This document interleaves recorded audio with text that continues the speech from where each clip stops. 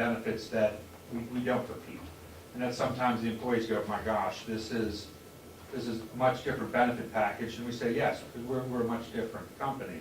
But as the fiscal manager of the county, you have to look at, honestly, the bottom line. And you have to try to say, okay, the services that we're currently paying for in X county is X dollars. If I can outsource this to a vendor, and I don't care what the vendor is, it's medical or food service or any other vendor, there's potential savings there for the county. And that's one of the ways that our costs can be under yours, because we don't have to pay the huge costs that the county would. Like we have a 401k for retirement. We don't have a 20-year out and then, you know, the county contributes a big chunk of retirement. Additionally, we have combined leave, we have a short-term disability plan, we have a long-term disability plan, kind of the standard package, if you would. And we offer 26 days, we call it combined leave, and that is for vacation, doctor's appointments. I need to take the day off because it's a beautiful spring day and I want to go. Personal day. Our package is That's similar. what you're taking off today, right? You're getting paid for being here, No, right? I'm working very hard, sir, absolutely. Yes, sir, or yes, ma'am. Space. You've been through a present jail, right? I have been into the conference room, and the superintendent did give us a quick tour of the medical space. Okay, I was just wondering what kind of space requirements that you would need. Really, we've started some jails where they didn't honestly have a space for medical, and we've started in the smallest space as literally as a broom closet. And gradually we expanded it. But typically, we need to have the space depending upon the services that are requested. And you need to have an exam table, you need to have a pharmacy area, you need to have, if you have dental, you need to have a dental area. But literally, sometimes we've started in a county where one-fifth of this size room, we say, congratulations, there's the medical department, and we've moved in and operated out of there. And you supply the equipment Yep. necessary? Yes, sir. And that becomes yours forever? That depends upon how the county negotiates it. And the reason I say this is, some of the bigger items, we have used our buying power to assist the county if they were thinking about purchasing a dental suite. The dental suite is typically, that we could purchase, is around $15,000. Please don't hold me to the exact number, but it's approximately that for a standard dental suite. What we normally would do is, we would say, excuse me, for X number of years, we're going to charge the county $300 a month. But if for any reason prime care leaves, we're not going to take the dental suite. It honestly becomes a huge, big burden. So those things that we would work out in the contract, those things we typically say. And what we would do is, when we would prepare the contracting document, there would be a section that says county-owned, prime care-owned. So they would be delineated. So if you already had an exam table, which was perfectly functioning, of course that would stay as yours. If we needed to bring in an exam table, and like I said, sir, that's all negotiated out. Or if there would be additional equipment needed, I would say, superintendent, we need to purchase X, Y, Z, because this is what we need to get. But going back to the telemedicine, we supply all the telemedicine stuff, which is the computers, the screens, and the electronic medical records. That is provided as part of our contract.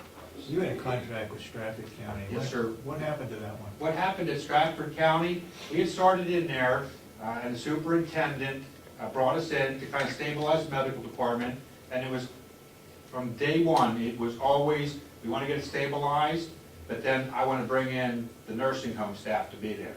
And because not only was he the superintendent of the facility, he was the superintendent of the entire county administrator.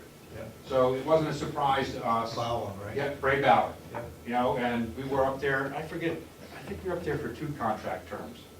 And it got to the point where he said, I think we could take this back over. You guys did a great job. We said, I'm glad we could help. Please let us know if there's any other assistance, but the county honestly took it back. Question is, going back to our present employees, so you would, from what my understanding, take over those employees to Yes. become yours. Then you would be responsible for hiring and firing, Yes, and you would be responsible for their salaries. yes. is it likely that you would reduce their salaries? It depends on, honestly, how much they're currently making. Like if we rolled in there, and if I was a nurse at the facility, you said, Derek came in and said, well, Frank, how much you making? I said, $75 an hour. I would say, well, we're gonna be reducing you essentially to what the kind of the market rate is for the area. So that, but that also flips the other way too.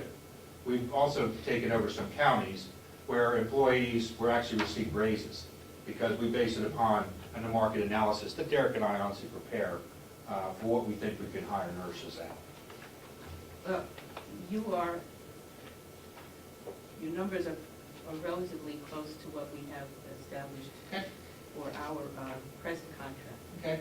And I'm just wondering if you're going to be, should you come in, seeing that we need more staff, what happens at that point with those who are presently on staff? Do they take a reduction so they can cover the cost of another person coming in? I'm just trying to think the best way to answer that. When we do the I'm not interview. even sure that was the best question. But No, that was a good question, and what I think you're asking is, if the existing employees, are they retained or not retained, and at what level would they be retained?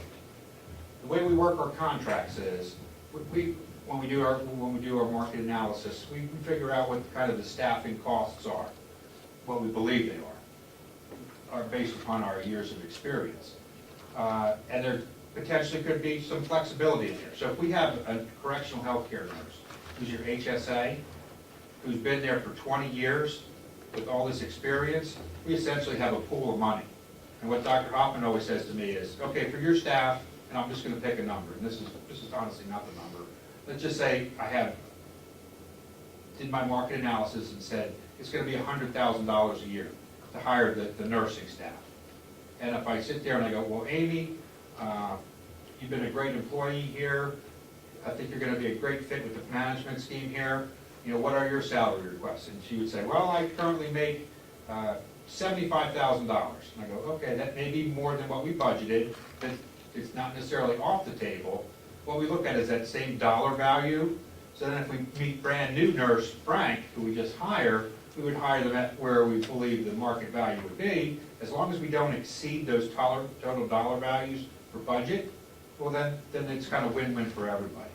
But I will say this, when Prime Care puts together the numbers, and if we do come to a contractual agreement, if Frank doesn't do his job and Derek doesn't do his job, and we think we can hire all the nurses for $1 an hour, and that's why the numbers are so low, or we've never gone back to a client and said, we made a mistake, we have more money because we thought Amy was going to be able to be hired for $10, but we need to get $20 an hour.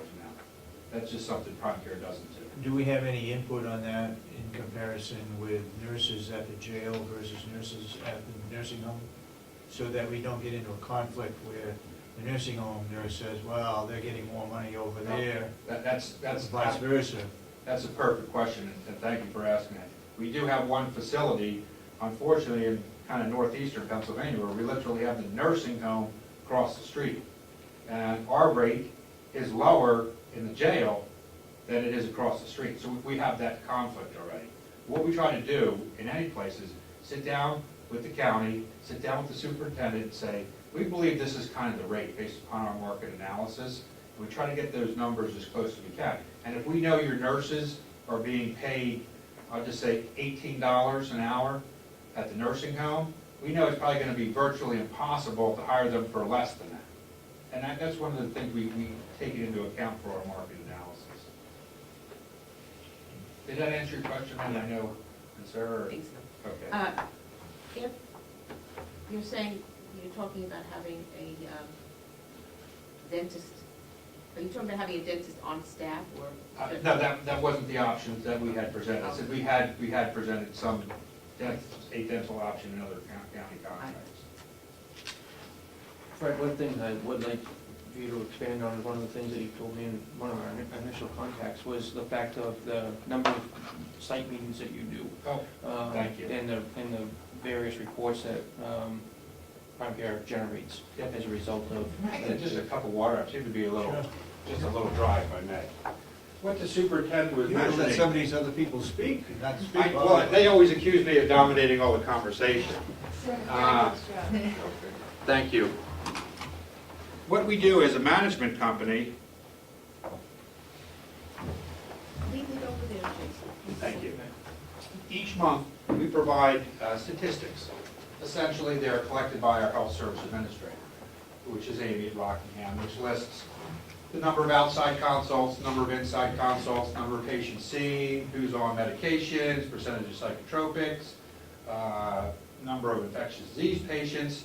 That's provided to the county each and every month. Kind of that's part of our management package that we provide to them.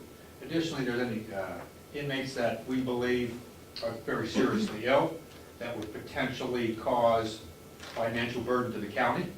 We kind of identify those up front too, say, hey, inmate Frank is really going to be a potential high cost because of his chronic disease process and his lifestyle. Additionally, besides that, besides each month providing this information, we have our health service administrator, we like to believe, as I said in the beginning, partnering with the superintendent, essentially in a department head capacity, where they would attend whatever meetings the superintendent would direct, whether they be weekly, bi-weekly, monthly, whatever the meetings that the facility would have, we would like to also attend, respectfully request attendance. And additionally, corporate staff meets with the superintendent each and every quarter for quarterly meetings. And we review the last quarter statistics as one of the points, any particular issues that we're having from the business perspective, from our perspective, and any business issues that the county would be having in regards to our service. We like to think those quarterly meetings really are just a kind of summation, because we like to conduct business day to day. And if there's something that the superintendent is concerned about that we're not doing appropriately in accordance with our contract, well then we'd like to know about that right away. I'd rather not discuss solutions to a problem at the quarterly meeting. I'd like to discuss what we've already decided upon, but we also come up at a minimum once a quarter. And as I said, Denise and Derek and I typically are at Rockingham at least once a quarter, sit down with the superintendent and his designated staff, talk about the overall operations of the facility. Additionally, if the county would request, we typically attend prison boards, commissioners meetings, in case there are some questions that would be pertaining to inmate health care. Now, of course, we can't talk about specific inmate because of various privacy rules in public session, but we can talk specifically about inmate care in an executive session or a private session if there was concerns about health care for a specific patient. Can you give us a couple of examples of where there was a liability that you were able to handle? What types of liability cases? Oh, very good question. You're doing my presentation for me, sir. Thank you. One of the things that we do as a company, when the hospital bills, we send an inmate out to a hospital. Boom, he goes to, I'm not sure what your local hospital is. Huggins, Buffalo. Okay, so he goes there and he ends up getting cardiovascular surgery for whatever reason, or whatever, any big surgery. Yeah. The hospital typically sends a bill, and they send the county a bill. We get the bill, we kind of scrub it. And as Todd Haskins, I wish he was here because he's really the expert at that. He looks at that bill and he goes, okay, I kind of know what the customary charges are for this service based upon this geographic area, and this procedure it's way too high. We go back to the county and we actually negotiate a lower rate. Typically we try to get to Medicaid, Medicare rate, or as low as possible. What we've done at Chester County, which is outside of Philadelphia, a larger jail, about 1,400 inmates. We've had some pretty sick inmates down there. And he was able to negotiate with the hospitals even a lower than Medicaid rate. And what he was able to do, once again, we do this in concert with the county. Todd picks up the phone and says, can I speak to your billing supervisor, chief financial officer, whoever the appropriate person is that can say what the bill can be reduced down to. And he says, okay, okay, Amy, I got a bill here. This is Todd from Prime Care, and the bill is $100,000. We believe that's high. You know, we represent the county. These are honestly county dollars, county taxpayer dollars. We would like to offer you, as a global payment for this, $10,000. And if you accept that payment, we can guarantee you payment within 15, 30 days. Now, we do this in concert